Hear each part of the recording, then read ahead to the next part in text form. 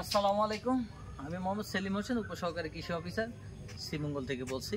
আজকে এসেছি আপনাদেরকে একটি মজার জিনিস দেখানোর জন্য। সেটা হলো বাড়ি নয় যেন কৃষি খামার। তার পুরো উঠোন জুড়ে দেখা যাচ্ছে যে শুধু কৃষি খামার আর কৃষি কৃষি কৃষি কৃষি শুধু মানুষের মুখে বলে অনেক সময় এই মাঠে ধান চাষ করে তারাই বলে কৃষি। আসলে মাঠে ধান চাষ করাটাই খালি কৃষি না। আপনার বাড়ির উঠানে, আপনার বাড়ির ঘরের চতুর্দিকে যে খোলা জায়গাগুলা, পরিত্যক্ত জায়গাগুলা যেগুলা পতিত পড়ে থাকে, সেগুলা কাজে লাগানো একটা বড় কৃষি, বড় চ্যালেঞ্জ। তাহলে আপনি প্রতিটা বাড়ির প্রতিটা ইঞ্চি ইঞ্চি জমি কাজে লাগিয়ে আপনি ফসলে ভরপুর করাটা কিন্তু অনেক বড় কৃষি।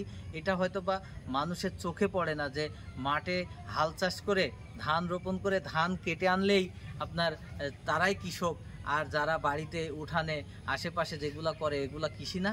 তাহলে আপনারা দেখতে থাকেন, এইভাবে আপনারা বাড়িটারে সাজাবেন, সুন্দর লাগবে, নিজের মনেও আনন্দ তৃপ্তি হবে, নিজে নিরাপদ সবজি খাবেন এবং সেখান থেকে আপনার আত্মীয় স্বজন এবং পাড়া প্রতিবেশীকেও আপনি দিতে পারবেন এবং বিক্রি করে কিছু মুনাফাও অর্জন করতে পারবেন। দেখেন আপনাকে এই বাড়িটা কত সুন্দর করে সাজিয়েছে,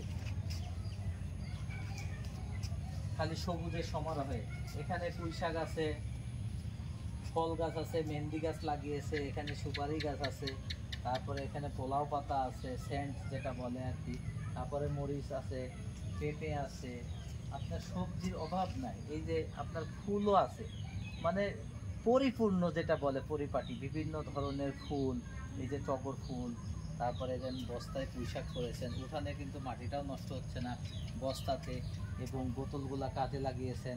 আপনার যত তেলের বোতল আছে, পানির বোতল আছে, এগুলো আমরা ফেলে দিয়ে পরিবেশ নষ্ট করি, সেগুলাই কিন্তু আমরা নিয়ে এসে কেটে সুন্দর করে আমরা একটি মানে ব্যবহার করে এখান থেকে আমরা সবজি, ফল, ফুল সব কিছু উৎপাদন করতেছি এবং আপনাদের দেখাচ্ছি।